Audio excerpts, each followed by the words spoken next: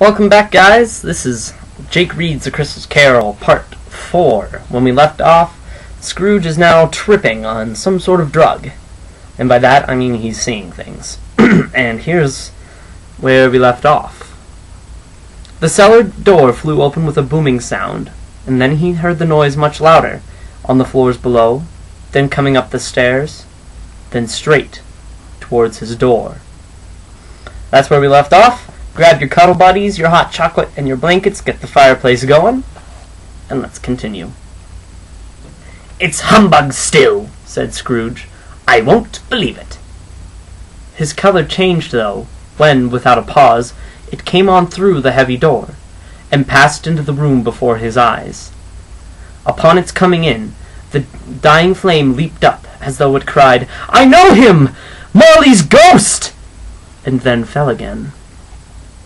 The same face, the very same. Marley in his pigtail, usual waistcoat, tights and boots, the tassels on the latter bristling, like his pigtail, and his coat skirts and the hair upon his head. The chain he drew was clasped around the middle. It was long, and wound about him like a tail, and it was made, for Scrooge had observed it closely, of cash-boxes, keys, padlocks, ledgers, deeds, and heavy purses wrought in steel. His body was transparent, so that Scrooge, observing him, and looking through his waistcoat, could see the two buttons on his coat behind. Scrooge had often heard it said that Marley had no bowels, but he had never believed it until now. No, nor did he believe it even now. Though he looked the phantom through and through, and saw it standing before him, though he felt the chilling influence of its death-cold eyes, and marked the very texture of the folded kerchief bound around its head and chin, which wrapper he had not observed before, he was still incredulous, and fought against his senses. "How now?" said Scrooge, caustic and cold as ever. "What do you want with me?" "Much," said Marley's voice, no doubt about it. "Who are you?" "Ask me who I was." Who were you, then?" said Scrooge, raising his voice. "You're particular for a shade." He was going to say "to a shade," but substituted this as more appropriate. Picture. "In life I was your partner, Jacob Marley." Can you sit down?" asked Scrooge, looking doubtfully at him. "I can." "Do it, then." Scrooge asked the question because he didn't know whether a ghost so transparent might find himself in a condition to take a chair, and felt that, in the event of its being impossible, it might involve the necessity of an embarrassing explanation. But the ghost sat down on the opposite side of the fireplace, as if he were quite used to it. "You don't believe me," observed the ghost. "I don't," said Scrooge. "What evidence would you have of my reality beyond that of your senses?" I don't know," said Scrooge. "Why do you doubt your senses?" "Because," said Scrooge, a little thing affects them. A slight disorder of the stomach makes them cheats.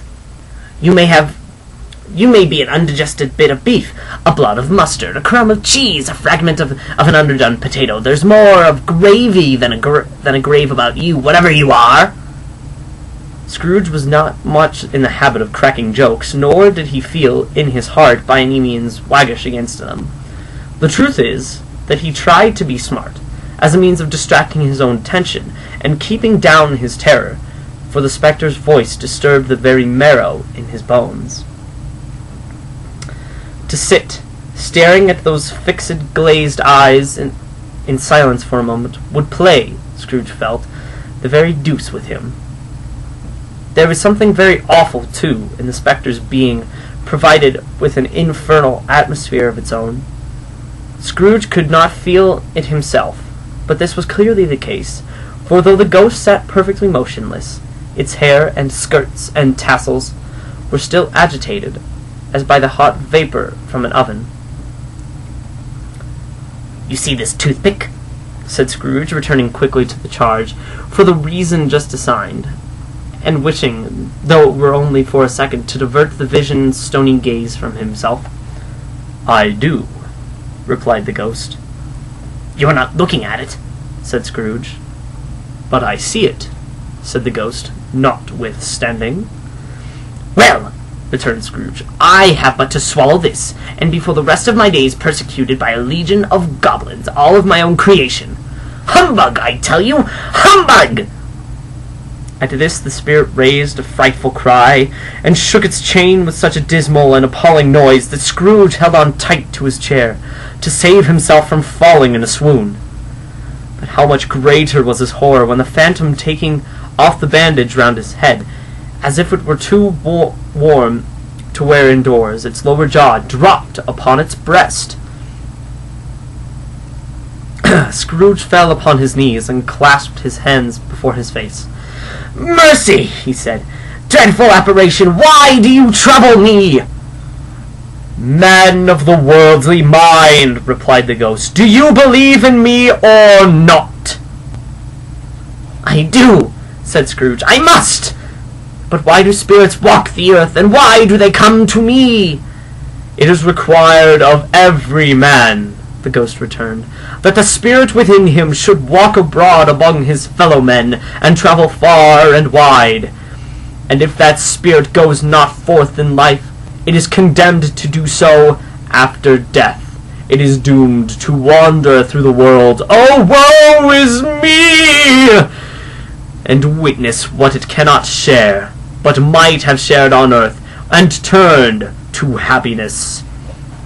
Again the spectre raised a cry, and shook its chain, and wrung its shadowy hands. "You are fettered," said Scrooge, trembling.